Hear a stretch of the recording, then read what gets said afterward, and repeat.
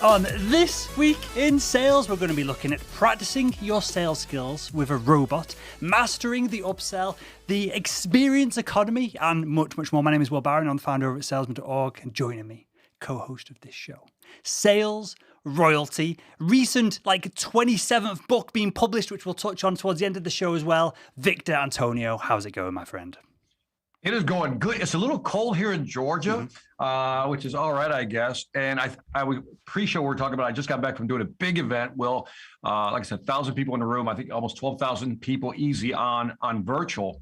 But what was surprising is those 1,000 people, were ready to get back in the room, hug, kiss, whatever the case may be, if you know what I mean. Just really be there. And there were hardly any masks in the room, like hardly any. The staff and everybody else was wearing masks. And it actually felt very good to be around humans again. Very good. What is Boris is just, I might be getting this slightly wrong. I think next week it's now not legally required in England to wear a mask, but lots of shops will probably encourage people to do regardless. What is the legal state where you are for mask mandates and all that kind of stuff, Victor? Here in Georgia, no mandate. No mandate. But there's some stores, but rare, that says, they politely suggest a mask if you have one available. But I think, Georgia's been ahead of we've kind of been rebels in this state in terms of not wearing masks and stuff like that. Early on for the first year, I think we were good about it. And then slowly it's like, all right, enough of this. So there is no mandate. You see masks, but you know what I like, Will, what's changed in our culture, maybe over there across the pond, it's the same, is that when people wear a mask now, it's not seen as weird. It's just a personal choice. And then people respect that personal choice. Yep. And I think that's a cool shift in thought process. Yep. It's almost moving culturally to more like Asian countries. Like when I went to Thailand, there was a lot of people wearing masks. When I went to Thailand, have you been to Thailand, Victor? Singapore, does that count? I don't think so. Isn't Singapore like a separate state? Right, but I was going for it. So I went to all around Thailand. This was with Scouts when I was a kid, and we went to Bangkok specifically. That's where we started and ended our kind of adventures. Oh, I've been to Bangkok, by the way. Oh, there you go. The smog there. I guess I've been to Thailand. There you go. The smog there was insane. You could go off the plane, you could physically taste it in your mouth. So I'm not surprised culturally in different parts of the world, people wear masks for numerous different reasons. And so I assume eventually it'll just become like that where no one cares. Oh, man. I got Bangkok, so I got to tell my Bangkok story. It's G-rated, by the way. I didn't realize, I've always been a Muay Thai fan, like Muay Thai fighting. And I remember being in Bangkok. I had one extra day there, one extra night in Bangkok. And I remember I went to see a Muay Thai fight. And the only tickets they had available was like ringside. It was like $120. I'm like, I'll do it. Well, don't ever do ringside at a Muay Thai fight. It is, you hear everything. I bet. Do you know what I mean? You hear every punch, every kick, every elbow thrown, the whole bit. It was brutal, man. But it was a great night. But it was like, I don't think I ever want to be ringside again. I think I'd rather watch it on TV because it's brutal. That's a hard sport. Too much and too many random people's sweat probably and blood getting flicked across your forehead as you sat there trying to drink a beer and watch the fights. It was great. It was memorable. Well, with that, Victor, should we jump into some sales news? Yes. So here's Zoom Info expands global operations into London. I wanted to ask you about this. So Zoom Info, a global leader in modern go-to-market software, data, and intelligence, today announced it has expanded its global operations in London and named Simon McDougall, it's a cool name, and as its first chief compliance officer. And the quote here is, in Q3 2021, the international business of Zoom Info grew over 80% year over year, Will, while our investment in our data assets outside of the U.S. also doubled throughout the year. We're now in an even better position to build on our momentum, says Zoom Info founder, CEO, Henry Shucky Ducky Shuck. Okay, I added the Shucky Ducky, by the way. What are your thoughts on this, Will? Because I thought this was interesting because as I was reading the article that you just showed there, is that, the big emphasis is on data privacy. So I'm less interested in that. That's just what everyone has to do, the world we're living in. That's only going to become more important as more legislated and stuff as we move forward, right? As more people become concerned about the amount of data that they're giving away for these products. We covered that tons of times on the show before, Victor. But what I'm interested is that there seems to be a trend. We've covered this with multiple companies on This Week in Sales. I've covered this with specific podcast episodes with folks from HubSpot on the Salesman podcast. Lots of companies, US, Silicon Valley-based companies, and companies on the other coast as well, are moving to Europe. It could be that... Here's a question for you. Is it that European startups are just not able to compete with these American companies? European buyers are happy to buy from American companies over European companies. They're not interested in, what's the word, the localization of the company they're from. They're happy to buy globally. Or is it that these companies just get to a certain size, they need more funding, more momentum, more cash, and so the next move is just to move to London and to move to Germany as well? I think the former, as far as the localization, I think there's some of that in there, but I think the latter is what I would go with.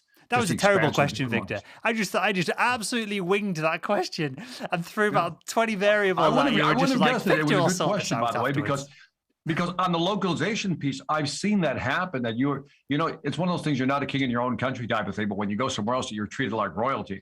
I think there's some of that. But I also think that, again, we're becoming such a global company that these companies are just expanding, trying to find market share everywhere and anywhere. So I think it's an interesting move, but I was surprised I was shocked. 80% growth year over year, and especially on their data asset side also. So that to me those are amazing numbers.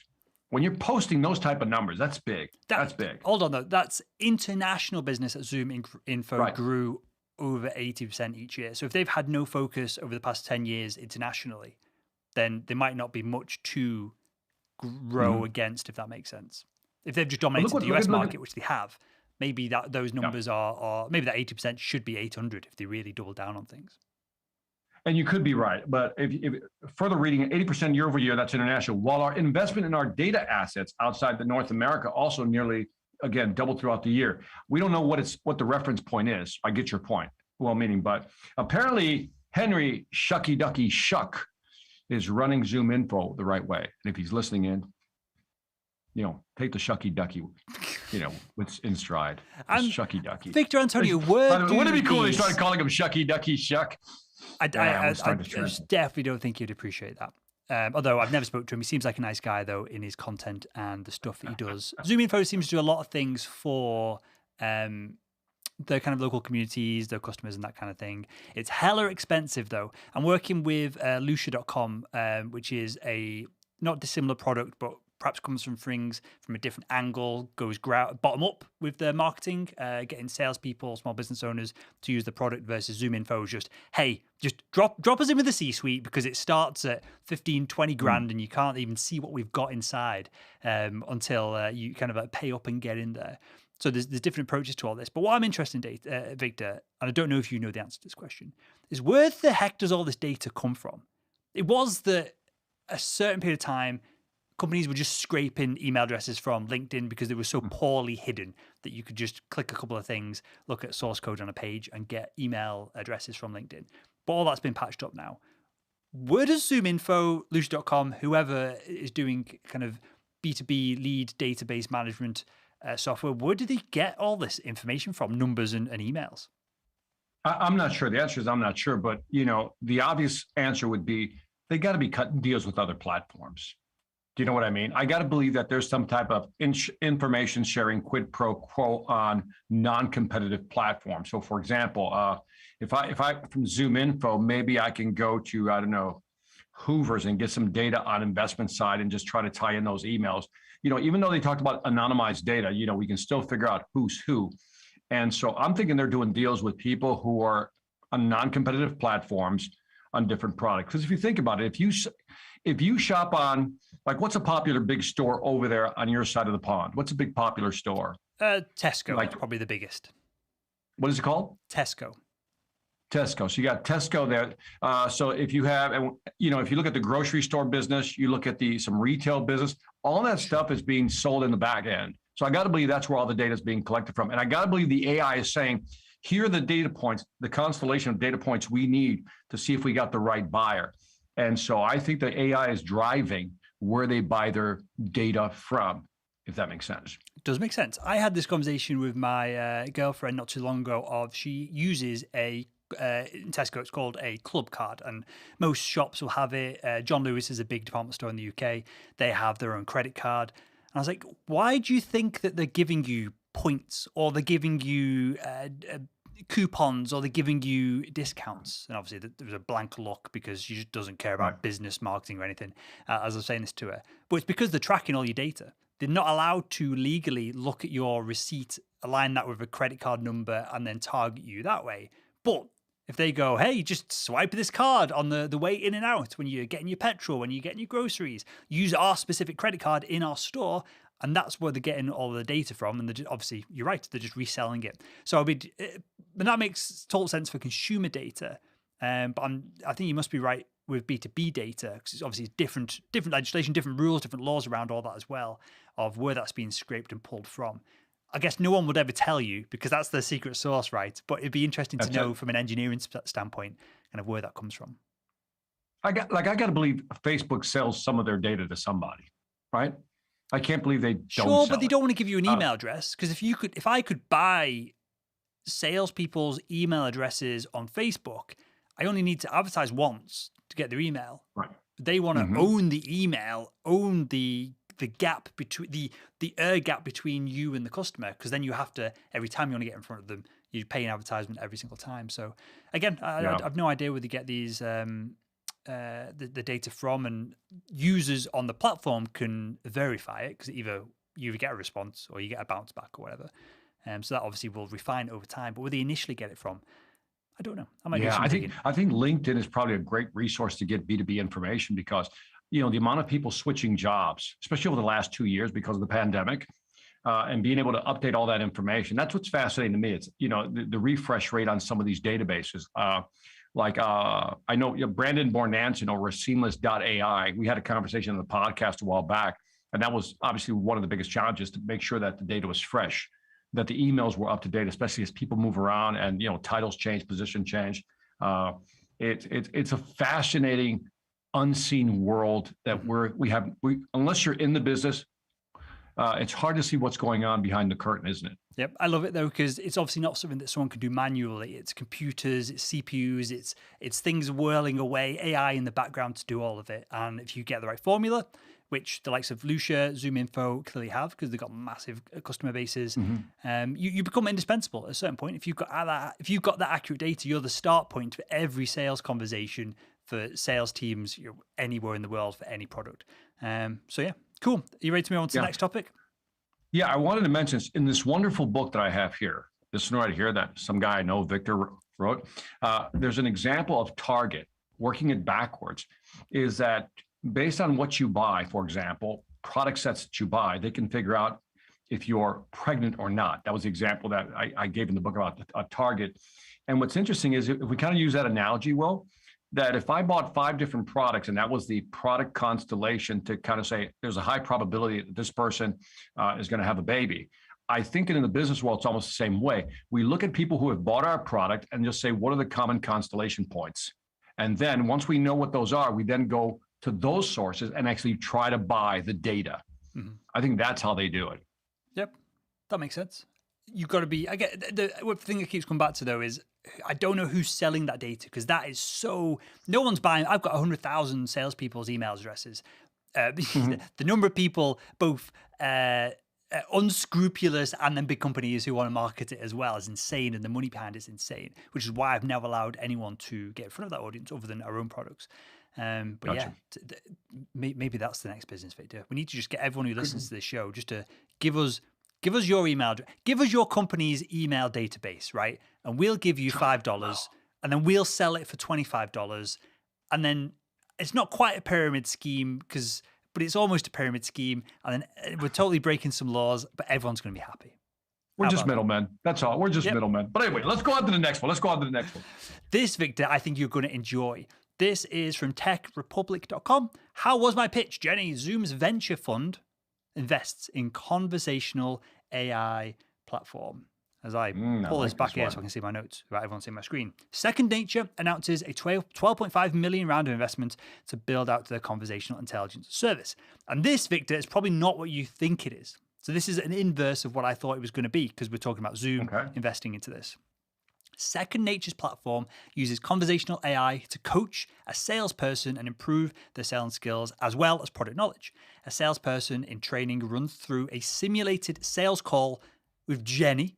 I'm intrigued to why they use the name Jenny, but Jenny serving as the customer. The video conversation is recorded, and each trainee gets a score on their performance with advice on how to improve various elements of the pitch.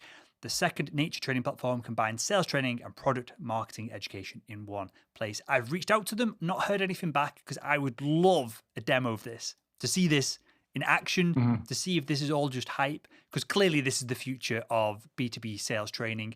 Perhaps you need someone who internally, externally, who can give you advice that an AI is not going to be able to, right? Of, hey, you could try this, you could try this.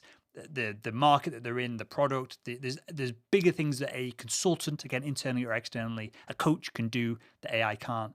But getting the pitch right, getting your tonality right, your pacing, being comfortable talking on these platforms, and even just for doing this so often that it becomes so casual that you're not practicing on your customers anymore. You're now practicing and doing all your mistakes on Jenny. This has got to be the future of Zoom remote virtual selling, hasn't it? I agree with you, Will. I'm high five all the way. I don't know if they have if they're good yet, if the product is where it needs to be. Probably not, because they got more rounds of funding going here. But as you've pointed out, I'm just going to repeat what you just said. This is exactly where it's going. And the ability to kind of program this the right way with the AI is going to be the key here, to have those. But, as you were talking, I was thinking, well, maybe they can tier it, right? We can have some basic conversations, right? Some introductory level type of conversations. And then as you move up in complexity, it'll become more difficult. But if you can resolve let's say the onboarding phase using this type of software, I think it's fantastic. Yep, gamify it, give you a score at the end of it, have a leaderboard in the office or virtually where you've got to, this is not the best sales analogy, but you've got to beat Jenny and get the deal done. Obviously, we want to work with our customers, not kind of just destroy them. But you understand the premise. People will get addicted to this. Salespeople, high performers, especially if they can gamify it. And let's be very fair and frank. If it's not shit, because it could just be shit. If it's not rubbish, then this is mega. Yeah, especially on the. You talk to a lot of salespeople. I talk to a lot of salespeople, especially at the beginning phase of their career, right? And for what we consider some like ABC's rudimentary, basic, fundamental skills, they're like, to them, it's very novel, right? It's like they're learning it for the first time. And that's why I see a product like this right now at this stage being really effective. Like really onboarding people, getting them comfortable with asking open-ended questions, closed-ended questions, guided questions, handling basic objections. This is perfect because that can be programmed in relatively easy. Yep. And they're talking about product knowledge as well, which is clearly important. And this has got to be more, it's got to be more scalable, especially in a large organization, to have a product manager build a training program via an AI who's engaging with the person, as opposed to them doing it in a classroom environment and having to, if you've got a new product and you've got 10,000 salespeople and you've only got 3 product managers for that product, clearly they're going to have to do a Zoom call, a conference with 2,000 people on a time. People aren't going to be able to ask questions. Maybe it can feedback questions. Heck, maybe it knows what's a good question and what's a bad question and can prioritize them back to the product team as well. I'm excited about this. As I said, I've reached out to them, not heard anything back. If I do get a demo, we'll create some content on it and we'll talk about it. Let's keep tabs on this one. Well, I like to keep tabs on this one. I think this is a good one. I visualize this scenario. You got 2 or 3 product managers rolling out different products, right? And a lot of companies have like instructional designers, right? Creating training. And now I can see the merger of product managers getting together with the instructional individual. And then all of a sudden, the instructional, person now becomes also equipped to be able to program the AI or help the AI with the programming. And I think that's where the beautiful blend comes in. So I'm excited about it. I'm actually excited about that one. That one sounds reasonable and feasible. Yep. And we all know this is coming. And there's going to be, Gong's going to have a version of this. Chorus, who were bought by someone recently are going to have a version, because I want to practice my call before I do it. I want to practice my pitch before I do it. And again, whether this is useful or not is when all of this will kind of come back around, and we'll see if there's value in it. With that, Victor, why don't you tell us about sales? Let's talk about embracing. Will. By the way, give us your feedback on thisweekinsales.com. Just go to thisweekinsales.com. Give some feedback on some of these items. And I want to talk about how sales embraces the experience economy. Philip Britt, technology writer. I wanted to highlight this one, Will, and let me go through it, then I have a question for you. Physical retail is going to get more experiential, says Kate Trotter, head of Trends at Retail Consultancy Insider Trends. That's a long title. Trotter sees e-commerce becoming more experiential. That's an obvious one. Quote, across the board, there are all these ways that retailers can entertain customers, educate them, tell their stories better. Now, I'm going to pause here, Will, because I thought that was a very interesting line.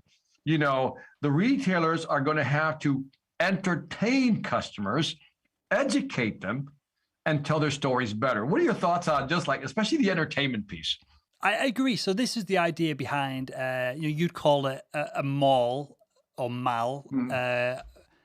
I've been so Americanized by speaking to you, Victor. I don't even know what we call it over here. We call it something else. Just mall. We don't call it a mall. We call it like a shopping center, probably we'd call it. But the whole premise of those was that, well, no one wants to go to the high street anymore. Nobody wants to go to just one shop. You want to go and get your lunch, and then maybe you go bowling, and then the local one to us in Leeds in Sheffield has a indoor ski slope and all that kind of stuff. I think this is similar to that of e-commerce is boring. If you're going to sell a t-shirt, no one gives a shit. But if you can sell a t-shirt in a novel way and there's some kind of experience to it, I don't know what that is going to be. Obviously, that's the magic in all of this. Then people are going to flock to you over other people, because I think the barrier to entry to creating all these products is so slow. It's so low now in the global marketplace that we live in, where people can create software without having to write code, where you can just use tools and middle organizations to create basically any physical product you could possibly imagine. You need that element of experience to differentiate yourself. And it's going to be the same with salespeople. Maybe we just have a sales team full of naked salespeople, Victor, and we do that over Zoom. Maybe we get some deals from that. I got to say, that's a visual. I was in Phoenix, right? My niece moved over there. And so I took her daughter's my goddaughter. So my wife and I took her shopping. And do you have a store called Build-A-Bear over there? I don't think it's called Build-A-Bear, but the same thing where you choose the bits and you put a little heart in it and you stuff it and stuff. That's the one. Yeah. Will, let me tell you about it. I was entertained. I was somewhat educated on upselling, because that's exactly what they did. Yep. We get there, there's a line, Will, right? First of all, and then as we're waiting to get into the store, we had to wait to get into the store. And that's how popular it was. And the first statement is, hey, by the way, we have a 2-for-1 sale, blah, blah, blah, blah, blah. Just, in case you're interested, right? The first mentioning of an upsell. And I'll talk about it more in depth later when we talk about the book Upselling. But what was interesting is that they really went out of their way to try to entertain us. There were things going on in the store as we were in there. And I guess I don't know if it was distraction, but it was entertaining. And I'm wondering, how do you create that? Like, I've seen when we talk about experiential, have you seen those mirrors, Will, where you can actually stand in front of the mirror and then choose clothes, and it just shows you what the clothes? I mean, that to me is going to be like the ultimate when it comes to wearing clothes. Yep. As far as choosing. Have you seen that? I do something similar when I buy glasses. I can't remember. I think it's called Glasses Direct. You take a picture of your face, usually on your phone, you put it on the site, and then it 3D maps your face, and it's somewhat accurate. Obviously, it's only. Oh no, I think you take a front picture and then a 45-degree angle picture, and then you try glasses on, and it obviously just virtually puts the glasses on you. How successful that is, it depends on all bits of technology and the lighting and all that kind of stuff. But I've bought tons of glasses now by not going to a store and trying them on. So you're only a few steps. I've never heard of this. Well, what's the website again? So it's a UK company, but I'm sure there'll be equivalents. And you just order your glasses online. I think it's called Glasses Direct. I'll have a look in a second. And you just upload your prescription. You upload, as I said, front on from your face, 45-degree angle, and then you just try on these glasses. And the glasses are super cheap. I break my glasses all the time, Victor. I'm standing on them, drop off my head. If I'm, riding my mountain bike, whatever I'm doing, they're always falling off and breaking. So I just buy cheap glasses I buy expensive sunglasses, but cheap day-to-day glasses. And so they do me perfectly. They come like 2 or 3 days later after you've ordered them. And I've gone from spending 150 quid on a pair of glasses to like 20 quid a pop on a pair of glasses. I'm interested. By the way, I assume that the 45-degree angle is to get the length from, I guess, the temple or where the eye, all the way back to the ear to get the right length. Yep, and then it must do some algorithm to, because you can then scroll your head as if it's on like as if it's taken a number of shots, and you're kind of doing this kind of angle, so you can see the glasses from different angles. Because obviously, them face on your face might look fine, but then if they've got weird bits on the side, they might look odd. I love it. And that's where it's going. So if I could just read the last part of this, the number of consumers using experiential technology is still relatively small. Good point, Will. In the United States, only 1% of consumers own VR or AR units, virtual reality, augmented reality units. And then this was the example I wanted to highlight, but I'd like your example better. Home Depot, which is a store where you buy lumber and everything for your home here, offers an AR feature on product detail pages for home decor, furniture, and seasonal decorations. Consumers can tap it, see the furnishing in their homes with 3D augmented reality. And they've seen a conversion rate 2 to 3 times higher for customers who use the app compared to those who don't. So I've got 2 things to add on this. One, if you have a modern iPad, I think my iPhone might do the same. It has, I can't remember the technology, but it's essentially like a radar built into the back of it, so it can 3D map a room by just looking at it. One of the reasons for... I didn't know that. Man, I'm learning a lot from you today, Will. That's rare. We've had a week off last week, Vid. I'm doubling down. We've got twice the bullshit for me to throw in your face, because a lot of this could be nonsense. Who knows? No, I can't remember what the technology... LiDAR, it's called. The technology is called LiDAR. So the reason that they put it in the iPhone was that they wanted to recreate these big, beautiful portrait shots that you can get when you use a camera with a large sensor and a wide aperture, where you get a sharp face and then blurry backgrounds, right? So they're using a LiDAR to recreate that effect. So it is mapping your face versus the background using, a radar. It's pinging infrared light, I think, back and forth, measuring the time it takes for it to get from you to, if you're doing it outside, you're never going to get that ping back. So it can separate you from the background, so it can blur the background and give you that kind of portrait-esque shot. That's the point of it. That's why it's in iPads. That's why it's in iPhones. But it also allows you then to map a room. So IKEA have a great app for the iPad where you can have an empty, because we're getting some rooms decorated at the house at the moment. You can hold the iPad in augmented reality. So you're looking through the camera. The screen is, the room is being shown on the screen through the camera, but then you can plop a sofa in the room. So when you move around, the sofa is static in the shot as you move around it. I'm not explaining this very well. But no, I get it. I can visually see it. And anyone who understands augmented reality will... Go on. Yeah. How do you see this, tying it back to this week in sales, how do you see this in the sales world? Like, I was reading this and I go, that's cute. It's fascinating. It's great for glasses, great for furniture. But how can we use that and in selling? Sure. Well, I think with sales, Victor, we always, that was the role we meant. And then maybe I don't want to speak on your behalf. I lean into and tend to think about digital products.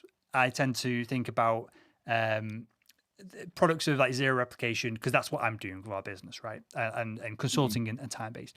But obviously, there's a massive market for physical products, especially in industry and places like that. If you don't need to do a site visit anymore to do a quote, because you can have someone walk around with an iPhone, measure up the space, and then your industrial coffee grinder, you can get measurements of what's going to fit, what isn't, and maybe you're doing, I don't know, looking at sound, you're looking at lighting, if it's a studio set that you're selling video equipment for, whatever it is. If you can mitigate having to do a site visit, especially if you're doing, you have to fly internationally to do these quotes. One, maybe you can do twice as many quotes as what you could do before. Maybe that allows you to drop 10 grand off the price of things because you're not flying an expert, a consultant out there to do the job. And maybe it allows you to scale your ability to do more quotes, which typically in most businesses will lead to more deals getting done. Great example. So maybe that's how it can be used. Yeah, that's a great example. Well, you got me thinking like, because you can cut off. time traveling. There was a pool company, no, it was Window World, where they would use not the same as augmented reality, but I thought it was interesting how they would have a camera setup that moves with the actual person. And as you're showing people different things, it was just the camera moved with it. I thought it was really fascinating how you're trying to almost like bring somebody into your living room, right? Or your dining room by just walking around, the camera follows you naturally. So that could be a shallow way of using augmented reality to kind of give people the feeling that they're in the actual room as well. How about this from a training perspective? You've got a new physical unit in in your building, office, whatever it is. You hold up your iPad, you're looking at the thing in real time, and then there's a bunch of pop-ups when you click on, what does this handle do? What does this button do? What does that do?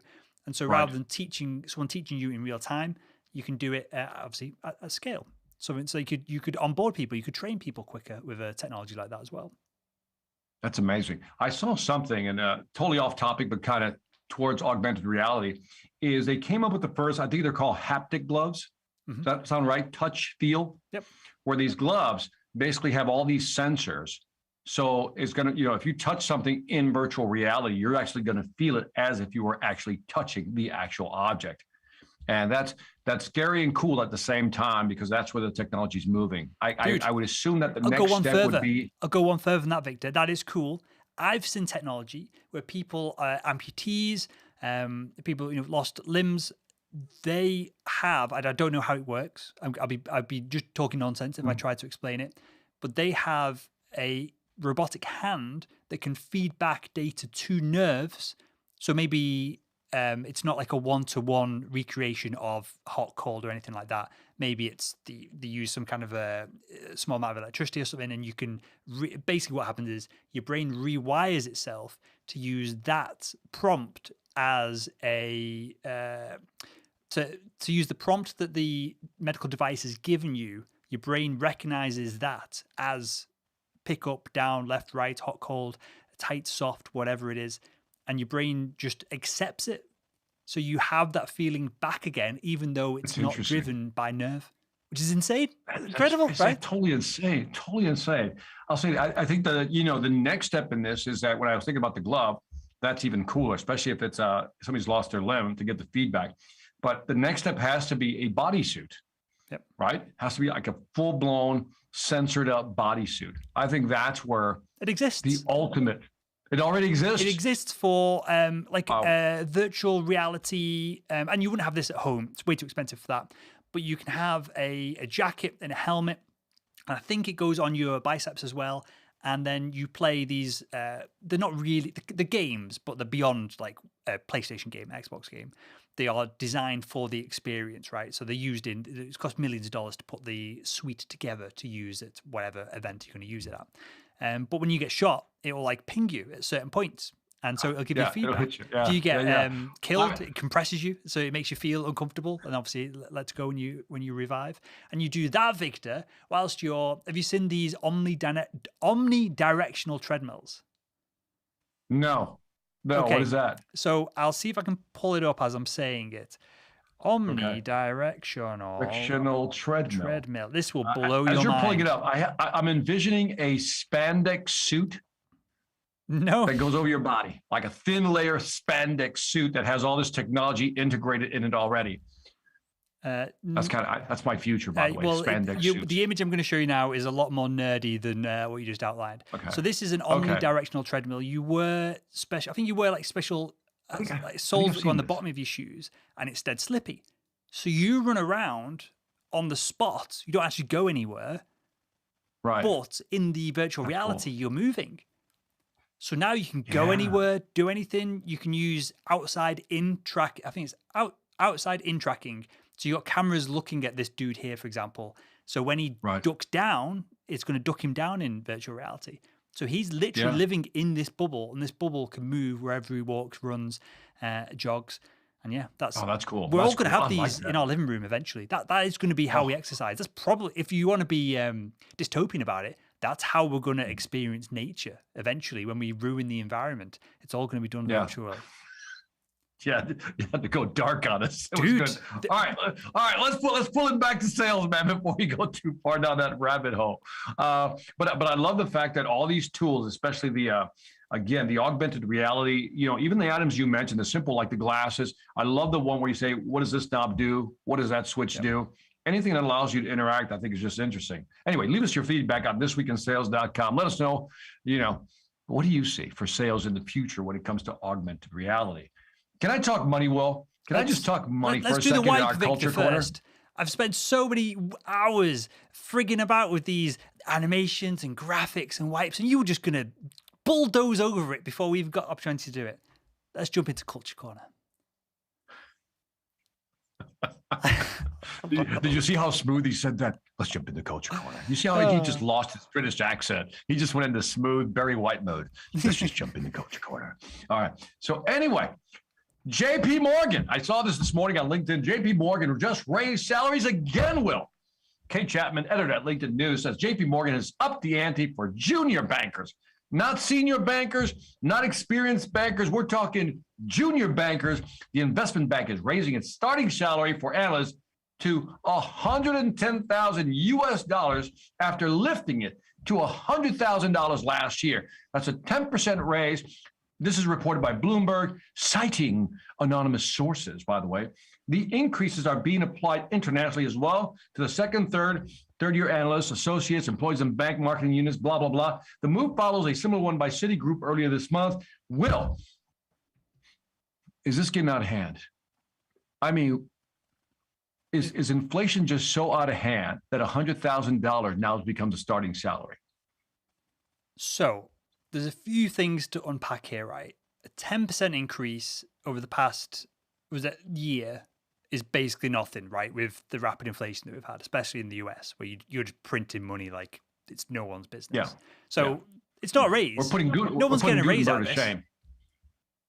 Printing that money. Yeah, but no one's getting a raise. It just is what it is. Your salary has just been kept. Your buying power has stayed the same. So that's the first point. 2, should you get a starting salary being an investment banker of $100,000? Probably. If you're driving the bank $1 million in revenue every year, then why wouldn't you get that? I don't even think that's up for debate. That just is what it is. That's market economics.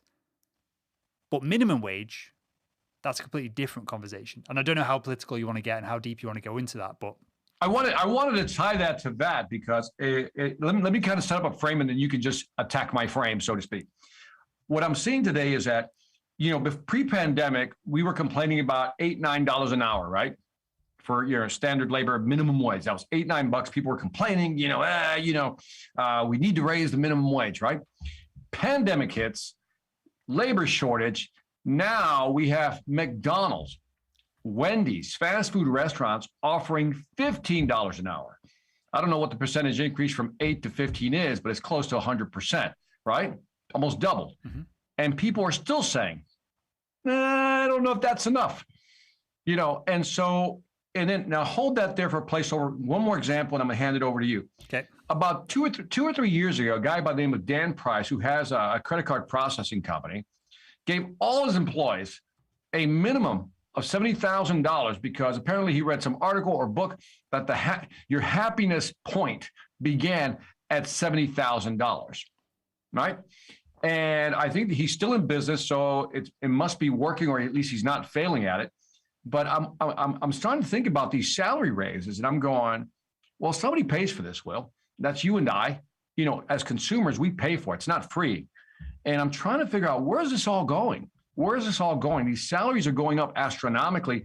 Or is it that I'm just too old and I need to just have a new reset point as to terms of what the minimum should be? Or I'm going to give you, Victor, I'm going to give you the millennial angle on all of this, which some of it is I agree with, some doesn't align with the data, right? And some of this is people's opinions and thoughts and not science. And we can come back to this idea of the minimum living wage, which can be calculated of, you need a roof over your head, the price of bread is X, milk is Y, kind of thing. So we can touch on that perhaps to wrap up this piece. But Victor Antonio, you being a boomer, right?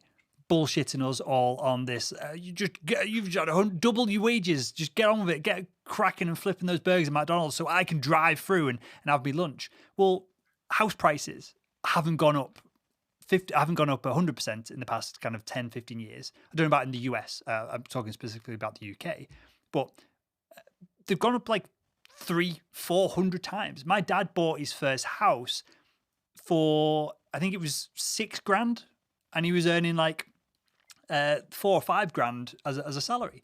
The percentage of salary versus what you could buy in that market was insane. Even his second, third house, the house he's in right now, the percentage of house price versus what people were earning, the living wage that people, or the working wage that people were kind of earning, was much closer. So you've got that of, and me, our business does really well. I'm not skint, right? And I'm not trying to brag here, obviously. And I live in a nice house, me and my missus, right? But I'm trying to buy another property at the moment to run the studio out of. It's insane.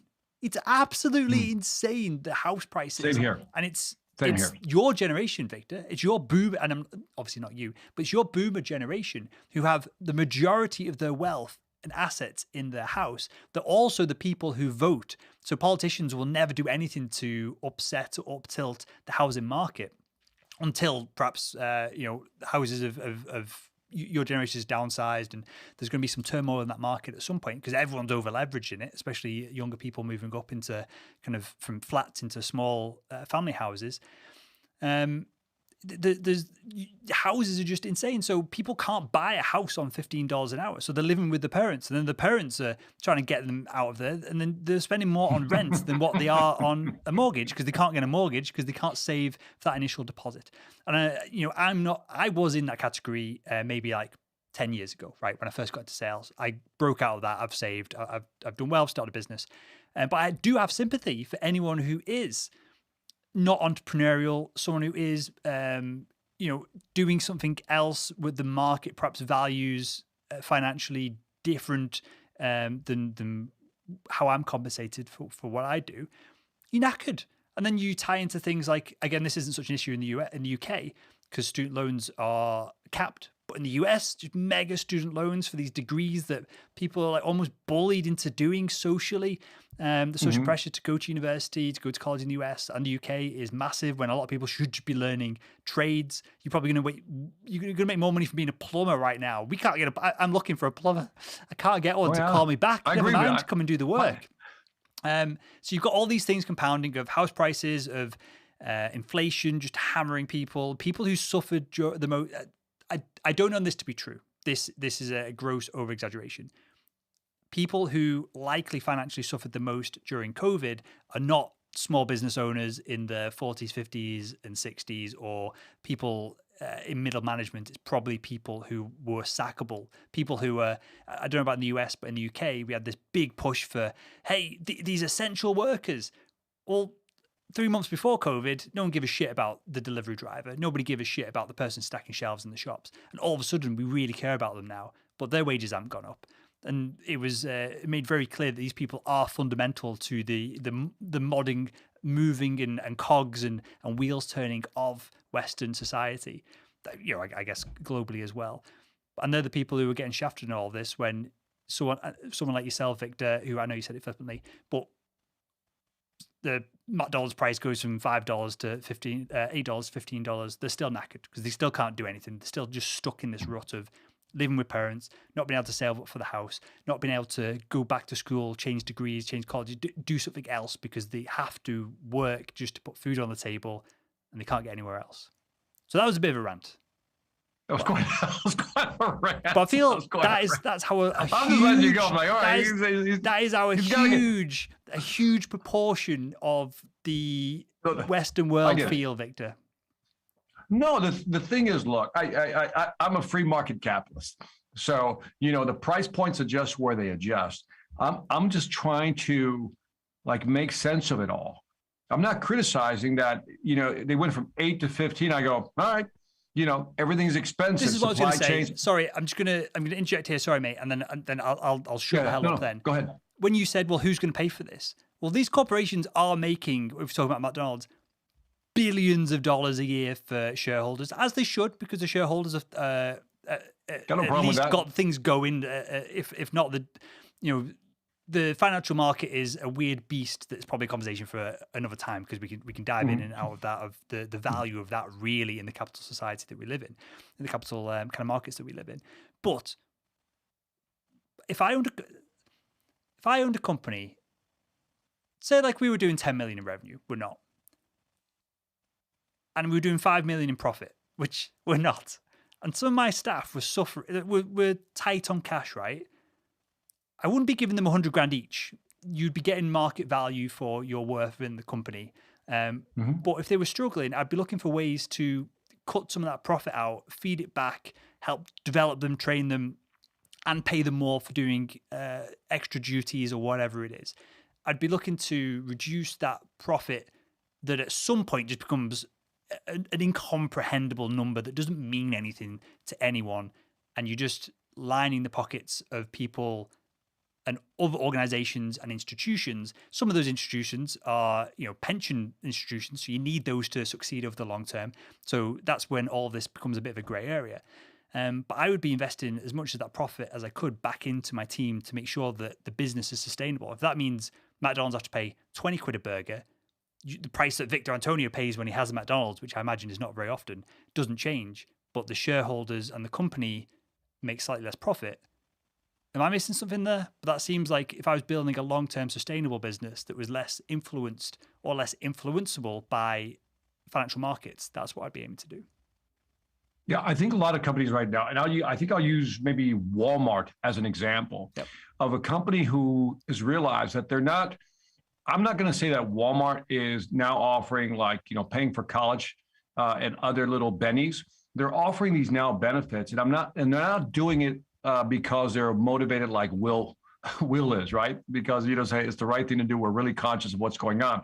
I think they're doing it because of retention. Yep. It's hard to get people and keep good people. And so the profit motive is still there. The intent is different. I said, we're going to offer all these benefits because we don't want you to leave this company. And so I think that's when market dynamics really kick in. And to me, that's a very effective way of a market to be run. If a company wants to be more conscious, as you're pointing out, and say, how do we push down the profit equation a little further down?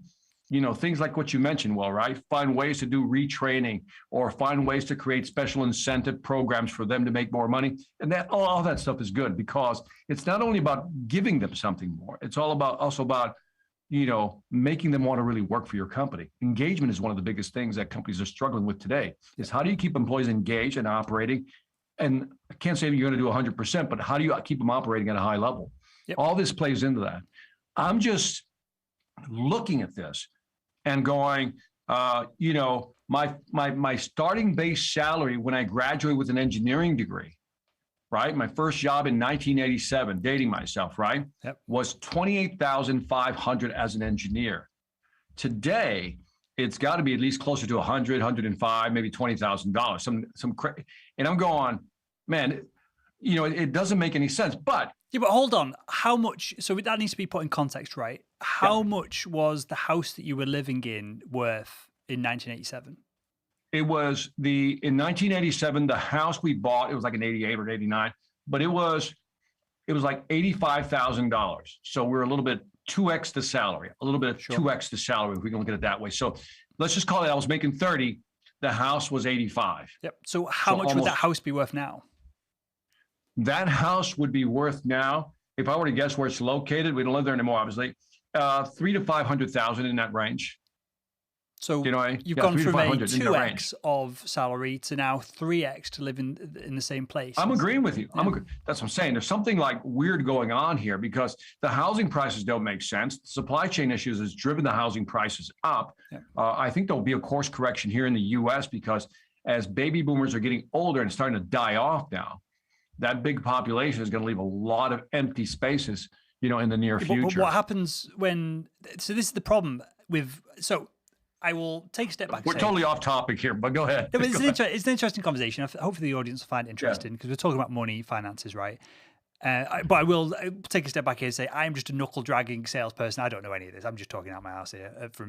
I'm only regurgitating things I've read. I don't understand the finer points of, the politics of economics, and there is politics behind all of this. There is kind of lobbying behind all of this. There is us plebs, Victor, aren't privy to the By the way, workings. It's called printing money. That's what's gotten out of hand. By the way, if I give you this quick stat, and I can't verify it, but I've heard it 2 or 3 sources from news sources that the dollars in circulation today, 40% of the dollars in circulation today in the U.S. were printed in the last year or so. Mm-hmm. And the way somebody explained inflation to me was actually very interesting. It says, take a glass of wine, right?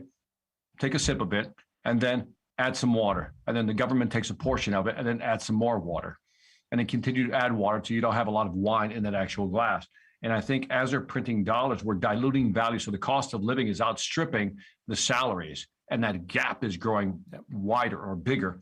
And I think that's kind of scary. Yep. And where I was going with that, when you say that there could be a market correction when boomers and even like myself, I'm at the top end of millennials, start to die off, downsize houses and go into retirement homes, stuff like that. Well, what happens to that property? It gets passed to their kids. So this is when you got the potential for greater wealth discrepancy, because more affluent families will pass down, and obviously most kids are thick, so they're going to sell it and waste a load of the cash anyway, which re-stimulates the economy, which is good. But anyone who's smart is going to keep all of it. They're going to keep it as an investment tool. My dad has like a small handful of rental properties, which is his like little business that he kind of pays for his retirement. Right? He sold a company to fund all that, maybe 10 years ago. And I'm talking about a small handful of houses. He's not like a property mogul or anything. But when he, at some point, God forbid, passes on, that'll go to me and my brothers. And then we're not going to sell them. It's going to stay locked in our kind of little business portfolio. And so I just feel bad for anyone who's 18 right now, 21, just come out of university. The skin. I agree. It's hard. They've got the competition for good jobs is higher than ever. You now got not competition. You've not just got competition from people which was your village or your town or the city you live in, just remotely, globally. We're looking at this from the US, UK, European side of things. Maybe this is a boom time for people in India, the Middle East, places where I know a lot of our team are based all over the world, right? The team over at salesman.org, and I pay them, the best we can and more than the market rate for the jobs that they're doing.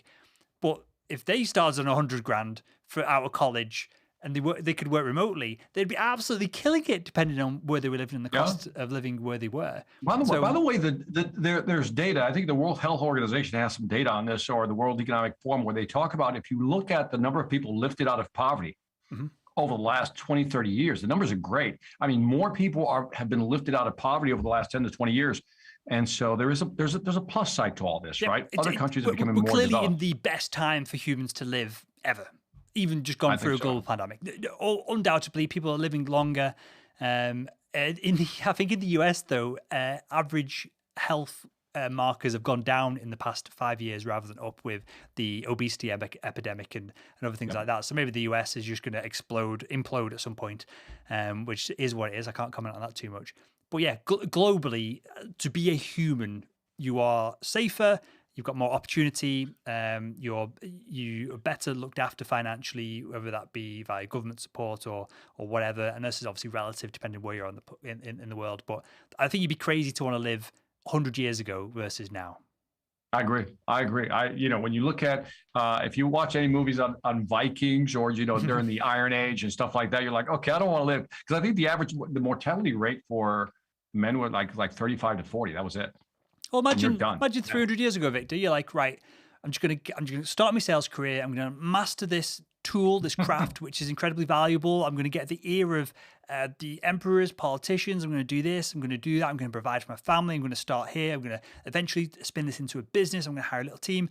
And then some Viking just comes along, takes all your shit, burns the church, takes all your stuff, and then just floats off on a boat. I love it. You're like, I love it. Oh. So yeah, because I worked so hard for this stuff. It's gone, bam, gone. So it's like a bunch of big hairy dudes with horns on their helmet just comes and just takes it all. And you're like, whoa, dude, what just happened? Yeah, I just like I said, I'm just like, it's a matter of, and that's why I started out this conversation on this topic with, do I need to reset my brain again? Because, I'm still thinking, $30,000 when I graduated, and now I'm seeing 100,000 plus. And I'm like, wow, life is changing. But, I can only imagine that people who came before me, pre-World War II, maybe World War I, are saying the same thing if they're still around. If they're 90 years old, I don't think so. Yeah. Your generation, Victor, that was especially in the US, was the golden era of the economy. That was the boom of all booms in all of human history. I'm not saying, I don't like all this like nonsense of like people are privileged, people were gifted this or that. I'm not saying that at all. Just the time just happened to be in was just happened to be a good time if you were industrious like you are and were. So hustle and make some money. It is timing, Will. I was watching a documentary on people who's what year they were born and when they started investing, by the time they came of age of investing. And it's interesting how they tracked the markets. And it was really fascinating to see that timing was everything. When you started investing, for example, when you're in college, you're not investing, right? But then you graduate from college, you start investing, right? And if you hit it at the right time, the market was with you. But if you graduated and you started investing and the market was in a downturn or took a downturn, that almost perpetuated all the way through. There was these up and downs. And again, it was all about timing. It had nothing to do with the individual. In many cases, it was just the right time, the right place to invest, and the right mindset. And I think there's so many things that are out of our control right now that, when I hear the thing about, like, for example, you hear the stupid phrase here, white privilege, which just drives me nuts to hear this thing. You know what I mean? Because there's privilege all over the place for any race. But I think it's always interesting how you can always find examples of people who've just managed to make it. There's so many ways to make money today, Will. I know this, there's so many ways to make money. You don't even need to go to college. Nope. That was my mindset. You need to go to college, right? To get a degree and make it happen. Today, you got universities called YouTube. Go to YouTube. You can learn anything you want on YouTube. Go to Udemy and all these places, platforms. And so there's so when I hear stuff about there aren't enough opportunity, I'm like, what? I said, who's stopping you? Tell me who is stopping you. Well, you can start a business from home. Never talk to an individual and make it happen. So privilege is everywhere, I think, these days, especially here in the U.S. I think we're a very privileged country. I would assume you'd say the same thing about your part of the world. I think people in the US are just soft. From what I hear, your politics and all the stuff going, you're just a bunch of bitches, and you just get on with it. You're just soft, man. Yeah. You need to toughen up, bro. You need to toughen up, man. Victor, with that, mate, we'll wrap up on a couple of things. One, and you're going to see it on the screen right now.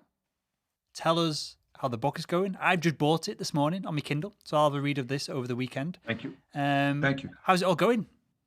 It's going good. I'm taking a different approach. By the way, I think we've sold, the number's about 300 to 400 books already. Amazing. Which is actually a good start for me. That's a good number for me. There's probably people out there go, well, I sell 10,000 in a day. Well, that's you. So I'm happy with my numbers. I'm doing something different, though. I want to share this with you. It's an interesting concept I've come up with. And that is, I decided to go the self-publishing route and use a CreateSpace on Amazon, right? Mm-hmm. Now, because, and I'd love to get your feedback on this, well, truly. And that is, I see authors go to these publishing houses, right? And pretty much give up the right of their book. Yep. Right.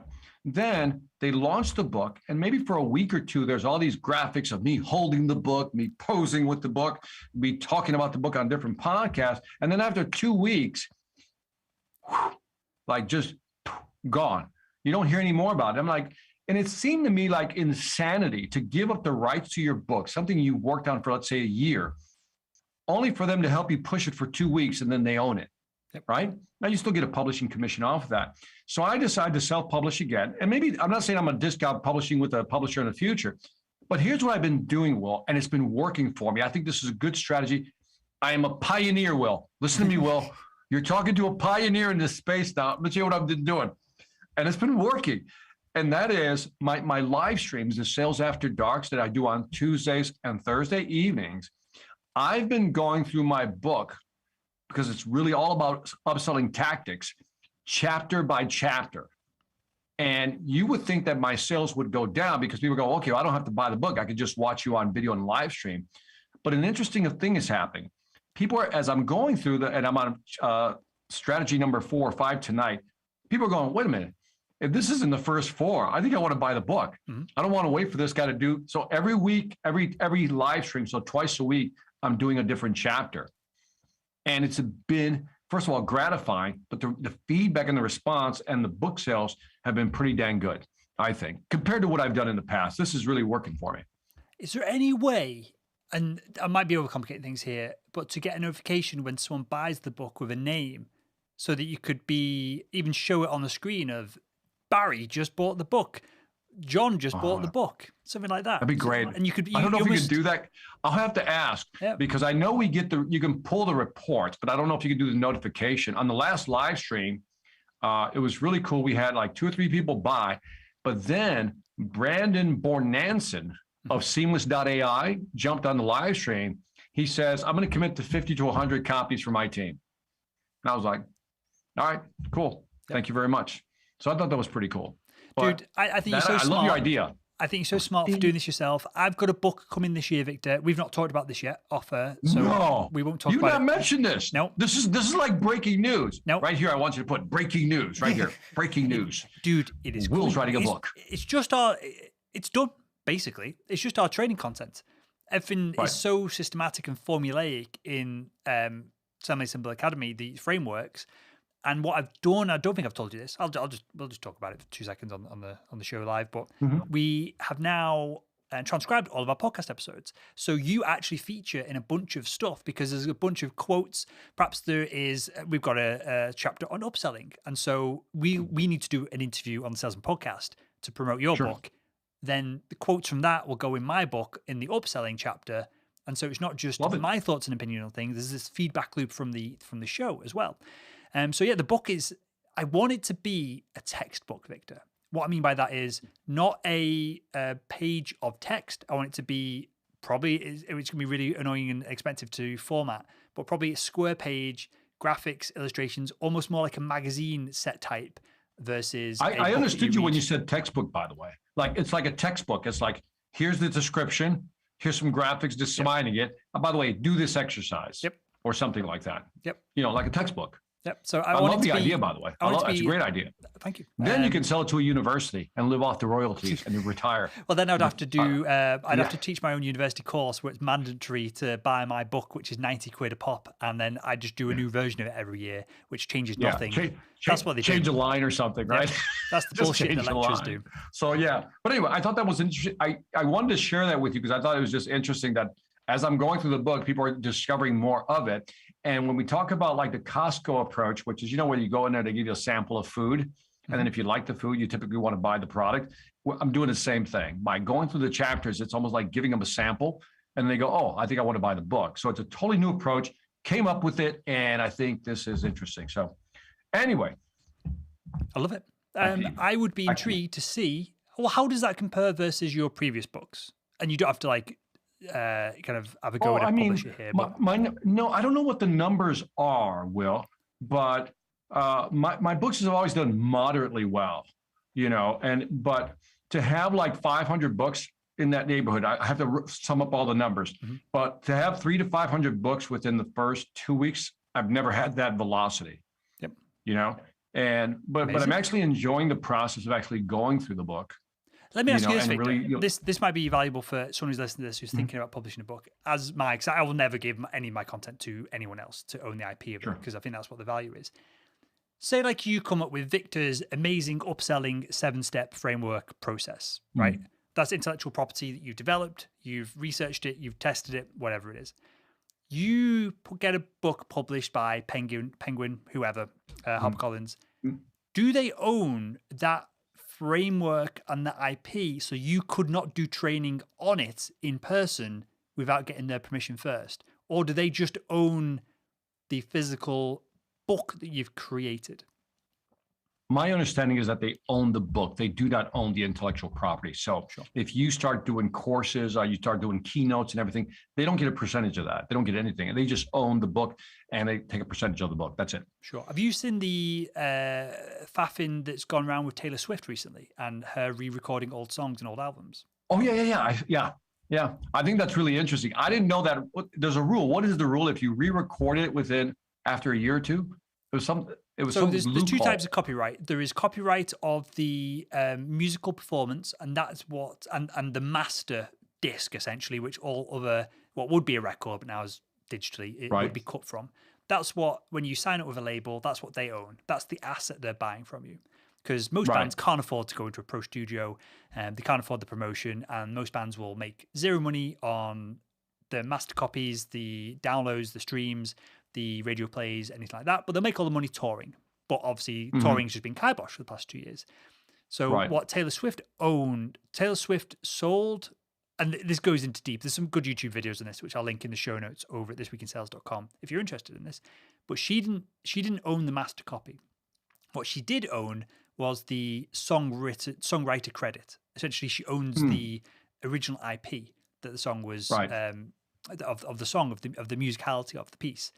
So she's now re-recording everything, and because she's minted, so you can do it to the same quality, and she's bringing in like the same guitarists that were on the original tracks, and they're now Right. recorded to a higher quality than the original masters because of production increases in production over the years with studio time and stuff.